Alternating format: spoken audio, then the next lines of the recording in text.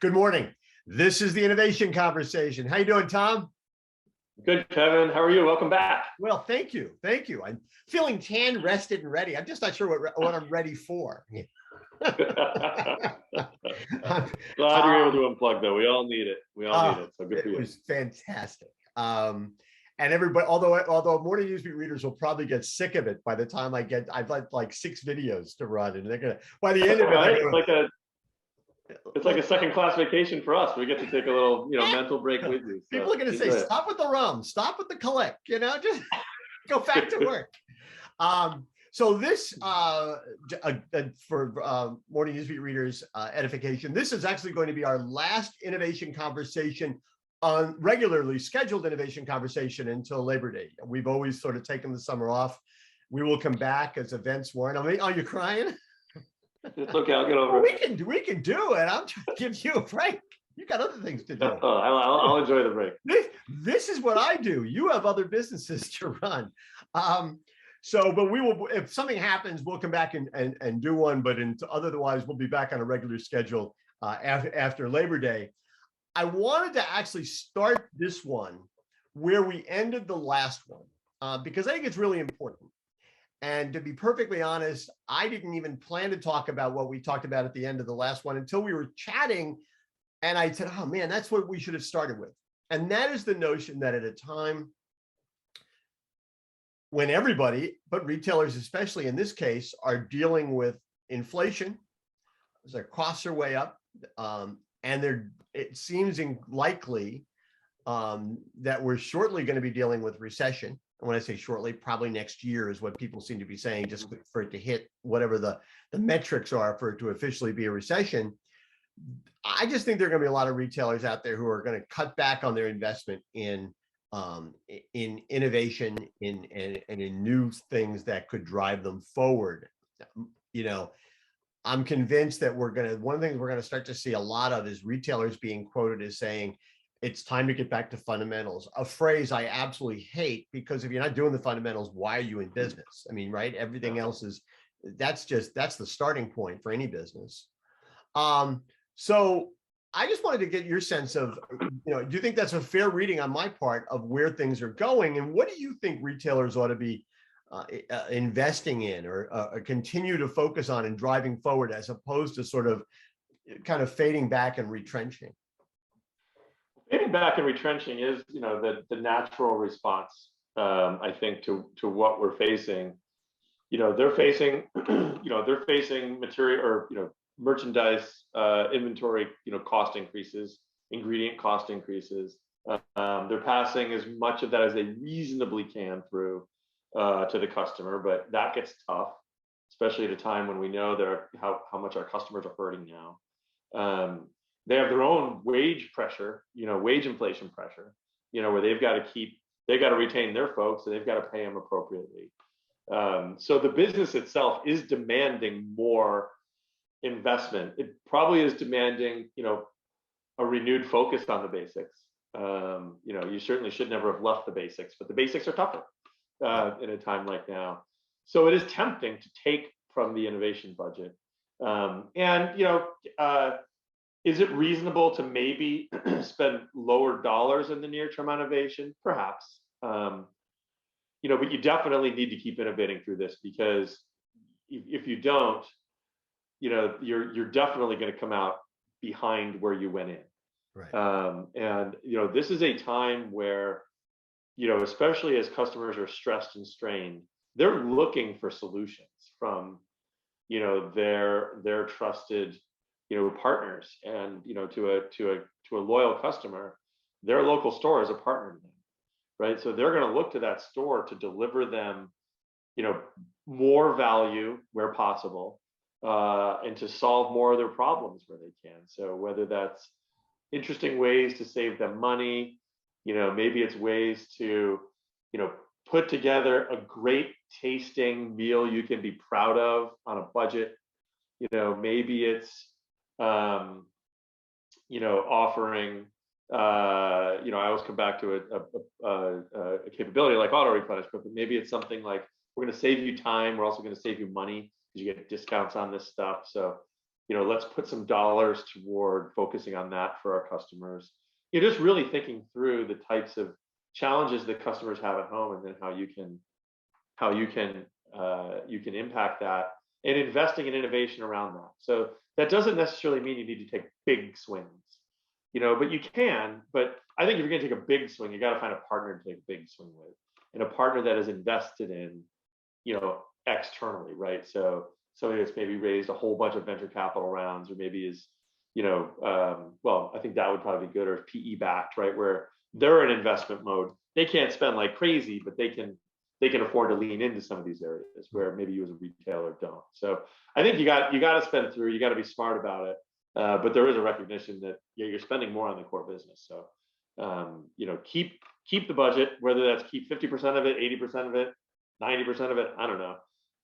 But it's some number, and then the demand on those dollars having impact is higher because you're going to have fewer of them. Yeah, I mean, it just seems to me that this is a time, everything they ought to be doing ought to be bringing them closer to their customers. I mean, the line I always use, right? You got to be a resource for your customer, not just a source of product.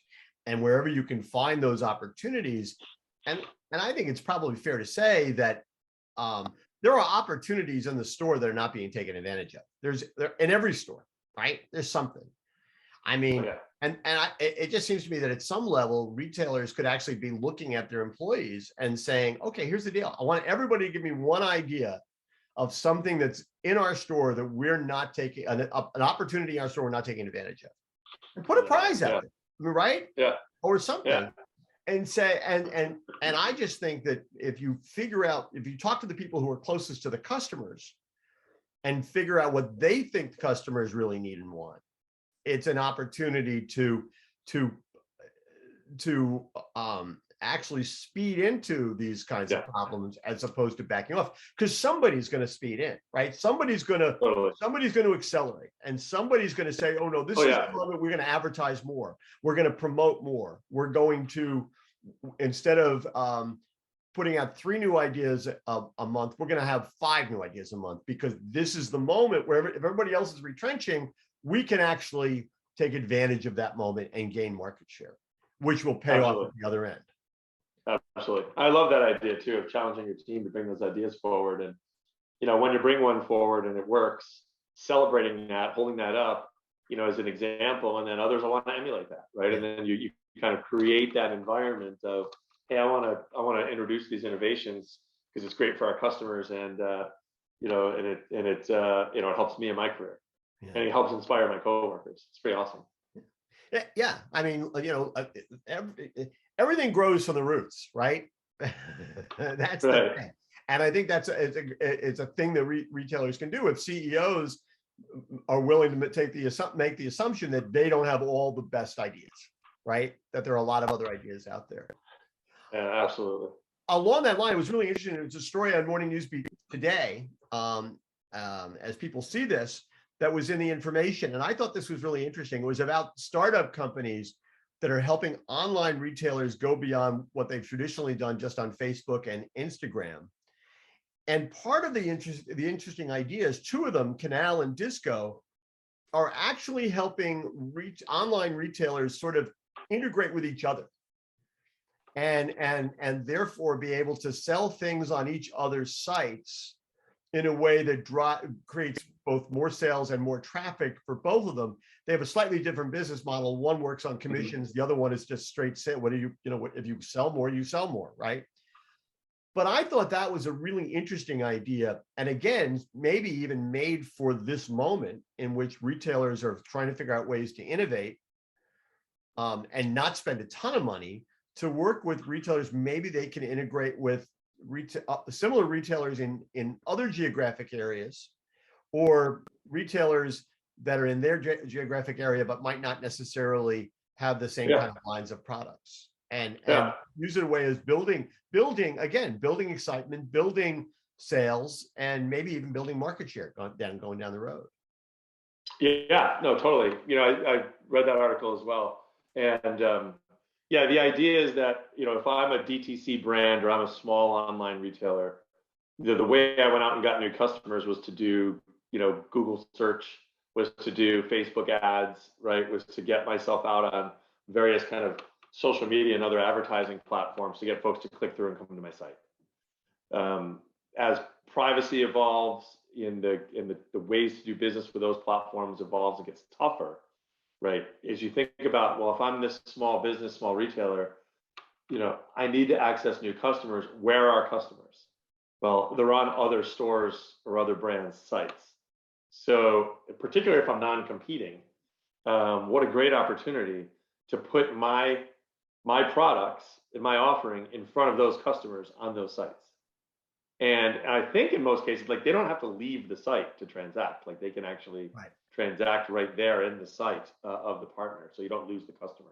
Yeah, because I guess in this the way, technology companies handling all that. They're able to separate. handling all that. So yeah, I think that idea of just creating a larger audience is pretty interesting. And then, I want to go put my brand in more places like that. That's interesting. And then to further monetize my presence, more importantly, to further help my customers, me being able to offer more is a good thing, as long as I merchandise it in the right way. Because you don't want to overwhelm customers with too much choice, or choice that is just completely irrelevant to them. But yeah, and your point, if I'm an independent retailer and I have a pretty loyal customer base, or I have a loyal customer base, is a decent size, and I'm doing e-commerce with them, why not offer additional products for them that make sense for the value proposition I'm trying to deliver, make sense for the needs that they have, right? Can get me some more monetization of the traffic that's coming to my site and help them in ways, and then ultimately help the reach of somebody else. Yeah. So there is a chance to be pretty symbiotic here and create this kind of network of access to products. But it's still going to come down to, though, there has to be, in almost all of these, business to customer relationship, there has to be an alpha. I hate to say owner of the customer, but an alpha custodian or agent for the customer that the customer trusts. Yeah, when I think of it as not even, it can be highly selective, right? It could be highly First of all, people are already, when they're on these sites, they're already shopping. Well, I think it needs to be. Right? Yeah. It's not like they're on Facebook and Instagram and you're trying to get them to shop when they're not shopping. They're already shopping. But if it should be relevant, right? Relevant to what they're buying. Right. If I'm a retailer, I'm retailer A in, let's say, Virginia, and I'm able to have a relation, and let's say I have a line of whatever it happens to be that's proprietary. It's private label, it's high quality, right? But then I could work with a retailer in other geographic areas, like in Nevada, and say, hey, listen, and they have proprietary line that's different than mine. We could both sell the other person's line online and be able to do something that kind of just creates more interest, creates more excitement for the customer. I would use, Dorothy Lane Market as an example, but they already have their killer brown. They've always been aggressive about selling their killer brownies in non-competing markets through other retailers. But but it's the best. But it's kind of an example of what a lot of retailers could do. And this is a big if they have proprietary items of that kind of quality, right? Absolutely. Which is a big if. You got to have stuff that matters. Yep. Yeah. Okay. Again, since our last one, I want to do a little lightning round with you. Your reaction to the stories about how Prime Day is sort of losing some of its juice, and Amazon's decision to have a second Prime Day in the fourth quarter. Your reaction? Well, I can see Prime Day losing some of its juice. Prime Day has been really good at creating more Prime members. Like, that's been the biggest benefit of Prime Day, frankly, in the past. Yeah, there's a surge in volume, and then the surge in volume creates, like you said, lots of new Prime customers, creates lots of new shopping sessions and glance views and people buying things, which fuels Amazon's, flywheel of recommendations and selling you more stuff and all that. So the kind of the juice factor of Prime Day has always been big for Amazon. I think we've seen over the last couple of them particularly over the last one, like the discounts weren't all that exciting. And the products tended to be a little bit more focused on, or at least it seemed to be more focused on Amazon branded stuff. Right. So I just think it was a little less exciting. And I think you saw in the results, it was a little less of a pop. So I can see, maybe the nature of Prime Day changes a little bit, unless they want to bring back the really deep discounts, right? Like, I still think that massively deep discount is interesting, but the massively deep discount for them was really as much a draw to get more Prime members, from which they get longer term, gain, as it was the day itself. So yeah, I mean, maybe you have, it changes the nature a little bit. The discounts aren't quite as interesting, and there's a couple of them, and then it might be a little bit less about, because Prime Day became such a thing that other retailers would rally against it, right? And so you have lots of retailers kind of competing with this, big bold event. So maybe the evolution does make sense. I don't know. We'll see where it goes. Yeah. And the one thing Amazon is really good at doing, and I pointed this out on Morning Newsfeed, is saying, okay, we're done with that. We're going to try to, we're going to do something else, right? I mean, their institutional allegiance to those kinds of ideas is one of the things that they do. So, and especially if I was in the car listening to a radio ad the other day, and they were, it was well, we have Prime sales this month on mattresses, and it's like they were clearly, without saying Amazon and Prime Day, they were the assumption of the ad was that everybody knew what that meant, and I think that's probably true to a great extent. Right. Yeah. So it makes sense for them to sort of shuffle the cards and come up with a completely different game. Yeah. Okay. Yeah. Your reaction to Walmart and Instacart kind of teaming up in Canada to create a virtual C-store that will deliver things in as little as 30 minutes, just in Toronto, and a test. I mean, I think if it works, why wouldn't they bring it to the States? There's more I think it's great here than there is in Canada. Totally. I mean, this is the type of innovation that, we need to see, right? We need to see, well-funded, innovative companies like Instacart with a model that can produce that 30-minute delivery, working with, innovative retailers like Walmart that want to serve their customers, this need for their customers. The whole ultra-fast delivery space is getting decimated right now. I mean, there's so much money went into it. So much money got burned and blown. I don't know if it's probably on number, most of the players in this space have gone under. There's still a few left that are really well funded. And then there's the gorillas, or, the 800-pound gorillas like Instacart and DoorDash and Uber, right? That, stand to, and I guess GoPuff would be in there too, but, would stand to go win in this space. I think it's still yet to be seen how big of a space it is. I do look at my kids' shopping behavior, and I can see them taking advantage of these types of services more than I would. So I think you got to be innovating there. What a great way for both of those companies to approach it.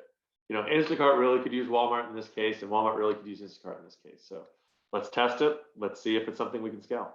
I like it. Does that, out of curiosity, does it create potential problems for Instacart with its other, let's say it works and they decide to bring it to the States, does that create competitive problems for Instacart with other retailers that it's doing business with here? If suddenly it's in bed with Walmart and for 30-minute deliveries, in a lot of markets in the US? Maybe.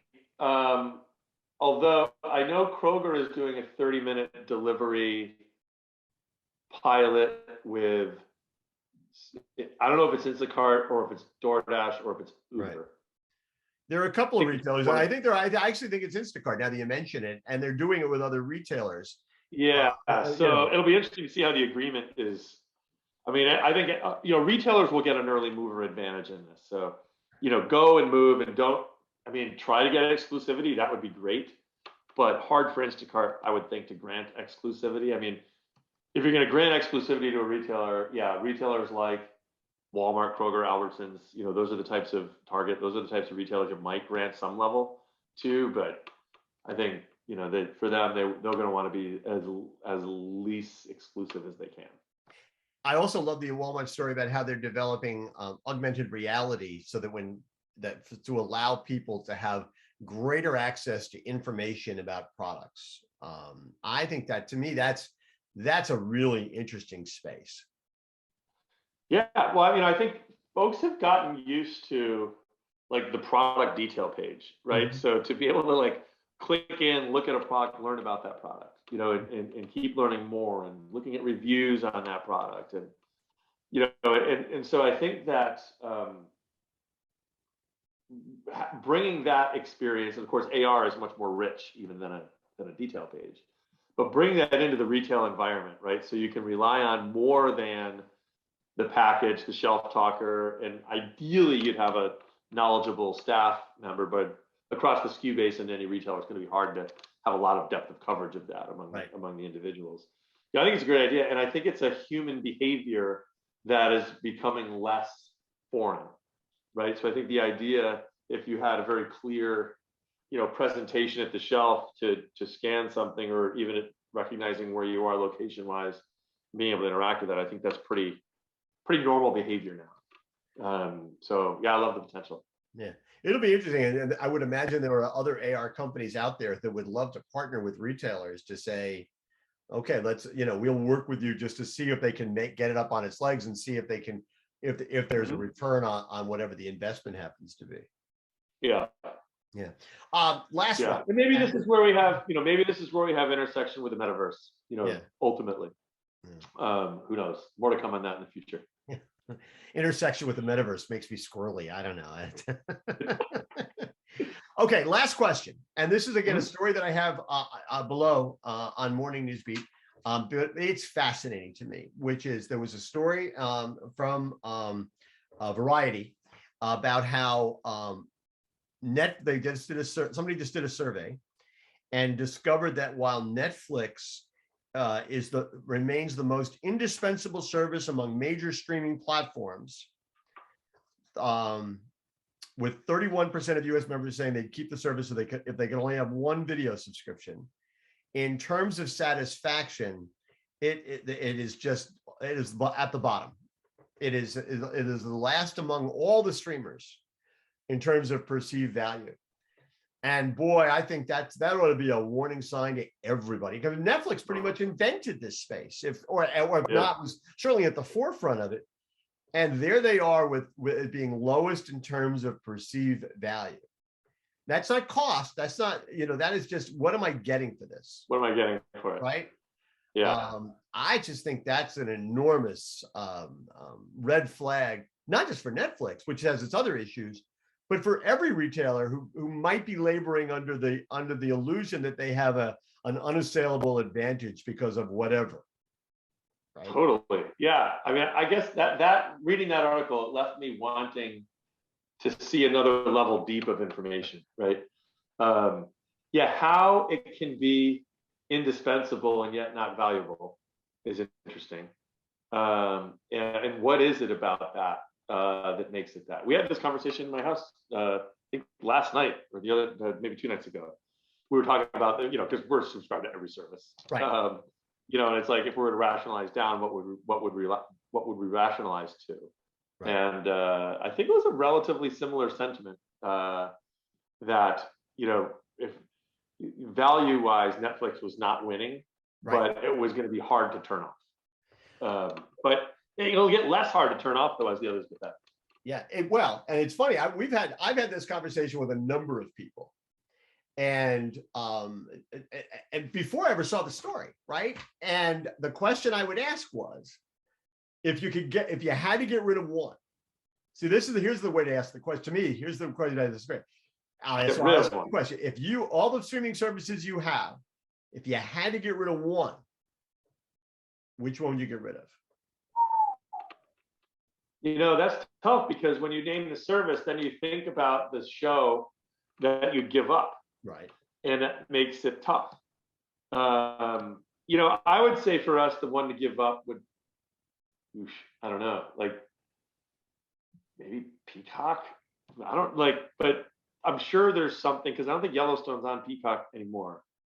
So that was like, that would have been what we would have been giving up with I think, yeah, I'm not sure. I have to say, I'm dying to watch Yellowstone, and I just, for whatever reason, it was Peacock, but I think it might be Paramount Plus. Well, it couldn't be because that's at CBS. I don't I know. think it's actually, I think there are different seasons on different streaming services, which is weird. Yeah. Right. Yeah. But I mean, once you're done with this, if it doesn't come back, I don't know. It's a tough one. I mean, Apple TV, I'm watching We Crash now, finally. We'll do it one of these about We Crashed. I know. Yeah. Yeah. I just started watching it. I watched the first 2 episodes last night. So so I don't know. It's a tough one to give up one. Everybody I've spoken to had the same reaction. And then when they thought about it, said, yeah, I could probably get rid of Netflix. Interesting. It was the one streaming service that seemed for most people to have the fewest things on it that they couldn't get anyplace else, right? Yeah. And that I can see that. And I guess that's the answer then to really having the least value. And my perception would be that their proprietary product, the films and TV series they're making for themselves, I don't think the quality is as good, and they're not as interesting as they are on Apple and Amazon and even Peacock or HBO Max or any of these, or Paramount Plus. Yeah. I couldn't give up. Paramount Plus is the one I would value the most because it's got so much Star Trek on it. So that's what I like. Oh, there you go. Yeah. And I think our kids would lean toward HBO Plus, HBO Max, which I'd probably lean toward too. Yeah, or Disney. People love Disney Plus because it's got Marvel, it's got Star Wars, it's got a lot of stuff. Yeah. So it's an interesting thing, and I think that's the kind of thing that Netflix, and again, this is a great business lesson. Netflix has to say, okay, what are we doing wrong here? Is the quality not as good? Have we lost our differential advantage? Which is the question every retailer has to ask. Continuing to wow that customer, to have you be critical, right? And you just being there is not necessarily being critical. You offering great products and great services, in this case, great content, that's critical. Yeah. And I think they labored under the illusion that they could throw $100 million at,